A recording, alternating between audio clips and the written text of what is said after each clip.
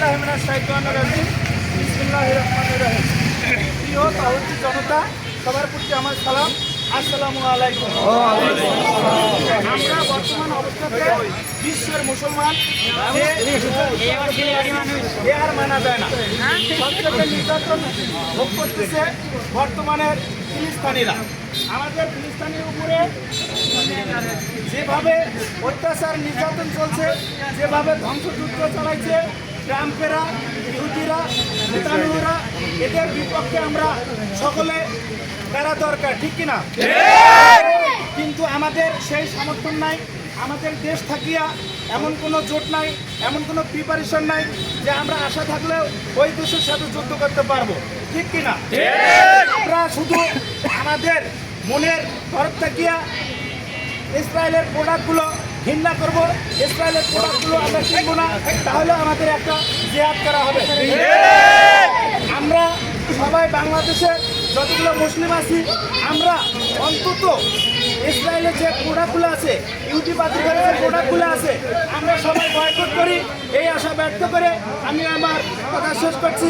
ইসরায়েলের পণ্য boycott boycott ইসরায়েলের পণ্য বয়কট বয়কট ইসরায়েলের পণ্য বয়কট বয়কট আমরা কেউ আপনাদের সামনে গুরুত্বপূর্ণ আলোচনা করবেন অত্র এলাকার সুনামধন্য আলেম হযরত মাওলানা মুসলিম উদ্দিন সাহেব। হযরত মাওলানা মুসলিম উদ্দিন সাহেব, আসসালামু আলাইকুম ওয়া রাহমাতুল্লাহি ওয়া বারাকাতুহু। ওয়ালাইকুম আসসালাম ওয়া রাহমাতুল্লাহি ওয়া বারাকাতুহু। বিল্লাহি কাফা, সালামু আলা ইবাদিল্লাযিনা ইসতাফা, আম্মা বা'দ। ফাআউযু বিল্লাহি মিনাশ শাইতানির রাজীম। বিসমিল্লাহির রাহমানির রহিম। লা তাত্তাখিযুল ইয়াহুদা ওয়ান নাসারা আউলিয়া বা'দুহুম আউলিয়া বা'দ। সাদাকাল্লাহুল আযীম। আমরা সকলেই অবগত আছি, বর্তমানে সারা বিশ্বে যে মুসলিমদের ওপর যে নির্যাতন, ইহুদি গোষ্ঠীরা, খ্রিস্টান গোষ্ঠীরা যেভাবে নির্যাতন নিপীড়ন করতেছেন, আসলে এদের নিন্দা জানার জন্য এবং আমরা আজকে মুসলিম জাতি বাংলাদেশ থেকে আমরা তো তাদের মোকাবেলা করতে পারবো না। পারবো কি বলেন? কেউ পারবো না। তবে আমাদের অন্তরে ঘৃণা থাকতে হবে। আমাদের যতটুকু শক্তি আছে, যে কোনো মুহূর্তে, যে কোনো সময় যদি আল্লাহর রাস্তায় জান দেওয়ার জন্য ডাক আসে, আমরা তৈরি আছি তো ইনশাআল্লাহ। সম্মানিত উপস্থিতি, আপনারা জানেন গাজার যে অবস্থা, ফিলিস্তিনের মুসলমানদের যে অবস্থা, তাদের দিকে তাকাইলে ফেসবুক বা ইউটিউবে যখন আমরা দেখি, আমরা তো সরাসরি দেখতে পাই না, মোবাইলের মাধ্যমে দেখি, ওই সময় দেখা যায় যে আমাদের অন্তরগুলো কম্পন সৃষ্টি হয়ে যায়, হয় কিনা বলেন? এই জন্য অনেকে আমরা ফেসবুক চালাই, ইউটিউব চালাই, আমরা বেশি বেশি করে তাদের পোস্টগুলো আমরা প্রচার করব। আল্লাহ তাআলা বলছেন ফিলিস্তিন ওই সময় পর্যন্ত নিচ্ছিন্ন হবে না যতদিন পর্যন্ত মেহেদী আলাইহিস সালাম আসবে না। এই জন্য যারা আমরা বলি গাজা নিচ্ছিন্ন পৃথিবী থেকে তার নাম নিশানা উঠে যাবে, আমরা বলবো যে গাজার নাম নিশানা উঠবে না, ফিলিস্তিন নিচ্ছিন্ন হবে না, ইসরায়েল নিচ্ছিন্ন হবে।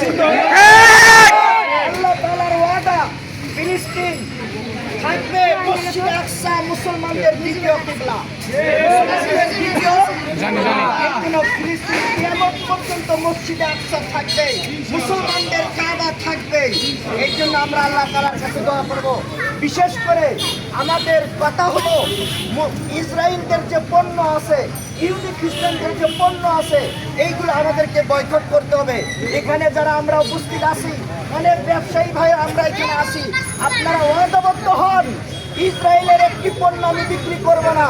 যদি আপনার দোকান থেকে একটি পণ্য বিক্রি হয়, মনে রাখবেন এই পণ্যের কারণে আপনাকে জাহান্নামে যাইতে হবে। এর কারণটা আমি স্পষ্ট করে বলে দিতে চাই, আপনি 10 টাকা তাদের একটি পণ্য বিক্রি করবেন, এর অর্থ এখান থেকে তার পণ্যের বিনিময়ে তাদের কাছে যাবে। এই পণ্য দেওয়ার কারণে তারা বোমা কিনবে, অস্ত্র কিনবে, মুসলমানদের বুকে এই বোমা অস্ত্র ডালবে, এর দায় আপনি হবেন। এই জন্য ব্যবসায়ী ভাই, আমরা যারা আছি দোকান আমরা উঠাবো না, আর আমরা যারা জনগণ আছি, মুসলিম জাতি আছি, তারা আমরা সচেতন থাকবো। ইসরায়েলের পণ্য, প্রত্যেকটি পণ্যকে আমরা বয়কট করবো তো ইনশাআল্লাহ। আল্লাহ আমাদের সকলকে তৌফিক দান করুন। শেষ কথা হলো লা তাত্তাখিযুল ইয়াহুদা ওয়ান নাসারা আউলিয়া। ইহুদি খ্রিস্টান মুসলমানদের কোনোদিন বন্ধু হইতে পারে না, পারে না। এই জন্য সাবধান, ইহুদি খ্রিস্টান যারা আছে, বিধর্মী যারা আছে, তারা কোনোদিন আমাদের বন্ধু হইতে পারে না, আল্লাহ তাআলা বলেছেন। এই জন্য তাদেরকে বন্ধু শুধু আচরণ করা যাবে না, তাদের পণ্যগুলো আমরা ব্যয় করব, কিনবো, খরচ করব। এর দ্বারা আপনার আমার একটি প্রকাশ হয় তাদের সাথে আমাদের বন্ধুত্ব আচরণ আছে। এই জন্য আমরা এগুলো বয়কট করবো ইনশাআল্লাহ। আমাদের সকলকে মুসলমানদের জন্য আমরা দোয়া করব, ফিলিস্তিনের মুসলমানদের জন্য দোয়া করব। আল্লাহ তাআলা যেন তাদের ওপর খাস রহমত নাযিল করেন। যেরকম কাবা ঘরকে আল্লাহ তাআলা হেফাজত করেছেন আবাবিল পাখির দ্বারা, আমরা দোয়া করবো যে আল্লাহ এই গাজাবাসীকে, এই ফিলিস্তিনিবাসী মুসলমানদের ওপর আপনি আবাবিল পাখি আর একবার পাঠিয়ে দেন। তাআলা আমাদেরকে কবুল করুন, সকল বলেন আমিন। আপনারা এই পর্যায়ে আপনাদের সামনে কথা বলবেন অত্র মসজিদের ইমাম ও খতিব হযরত মাওলানা মাসুদুল্লাহ সাহেব। হযরতকে তার বক্তব্য দেওয়ার জন্য ফিলিস্তিনের পতাকাটা একটু জায়গায় ধরেন। মিছিলটা আসলে আমরা থানার দিকে যাবো, এখানে পতাকা সামনে আনেন। দুজন আছে না?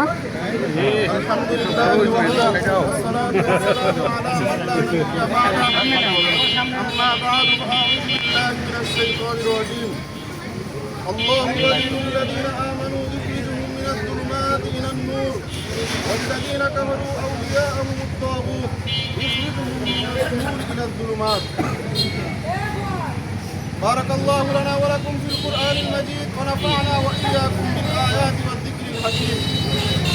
الحمد لله আল্লাহ রাব্বুল আলামিনের কাছে লাখ কোটি শুকর যে আল্লাহ তাআলা আমাদেরকে আমাদের দ্বীনি ভাইদের জন্য ইমানি দায়িত্ব নিয়ে একত্রিত হওয়ার তৌফিক দান করেছেন। আমরা সকলেই শুকরিয়া আদায় করার লক্ষ্যে বলি আলহামদুলিল্লাহ। আলহামদুলিল্লাহ। প্রত্যেকটা মুমিন আরেক মুমিনের ভাই, আল মুসলিমু আখুল মুসলিম, এক মুসলমান আরেক মুসলমানের ভাই।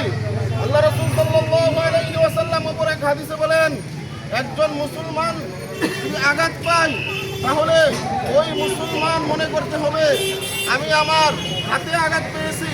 একজন মুসলমান যদি আঘাতপ্রাপ্ত হয় তাহলে অপর মুসলমান মনে করতে হবে আমি আমার দেহের মধ্যে আঘাত পেয়েছি। এটা হলো ইমানদারের প্রথম পরিচয়। আমরা যেভাবে হাতে আঘাত পেলে আমার দেহ কবর আমার শরীরে অনুভব করতে পারি, ঠিক তেমনিভাবে আমার আরেক মুসলমান আঘাত পাওয়ার কারণে আমার দেহে যেভাবে আঘাত পাওয়ার কারণে অনুভব করি, ঠিক তেমনিভাবে অনুভব করতে হবে। এটা হলো ইমানদারের প্রথম দায়িত্ব। মোহতারাম হাজরিন, ইমানদার তাদের ওলি, তাদের অভিভাবক মনে করেন আল্লাহ রাব্বুল আলামিন বলেন আল্লাহু ওয়ালিউল্লাযিনা আমানু। ইমানদার তাদের অভিভাবক মনে করেন আল্লাহকে। ইমানদার অভিভাবক কাকে মনে করেন বলেন? আল্লাহকে। ইখরিজুহুম মিনাজ যুলুমাতি ইলান নূর। আর যারাই আল্লাহকে অভিভাবক মনে করবে আল্লাহ রাব্বুল আলামিন বলেন ইখরিজুহুম মিনাজ যুলুমাতি ইলান নূর, আমি তাদেরকে অন্ধকার থেকে আলোর দিকে নিয়ে যাই। যারাই মনে করবে আল্লাহ আমাদের অভিভাবক, আল্লাহ আমাদের অভিভাবক, আল্লাহ আমাদের সবকিছু করে, তাদেরকে বলেন আল্লাহ রাব্বুল আলামিনের পক্ষ থেকে ইখরিজুহুম মিনাজ যুলুমাতি ইলান নূর, আমি অন্ধকার থেকে তাদেরকে আলোর পথ দেখাই।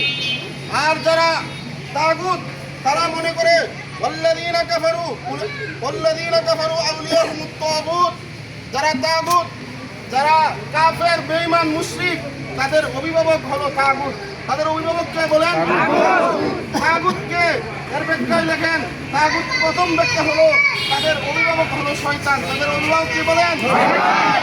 শয়তান তাদেরকে কি উপকার করতে পারে? ইখরিজুহুম মিনান নূর ইলাজ যুলুমাত। শয়তান তাদের অভিভাবক যারাই মনে করবে আমাদের অভিভাবক তাগুত, তাদেরকে শয়তান কি করে? আলো থেকে অন্ধকারের দিকে পথ পরিচালনা করে। মোহতারাম হাজরিন, আমাদের অভিভাবক কে বলেন? আমাদের অভিভাবক কে বলেন? আমাদেরকে অন্ধকার থেকে আলোর পথ কে দেখাবেন বলেন? আমাদের কিসের ভয়? আমাদের কিসের ভয়?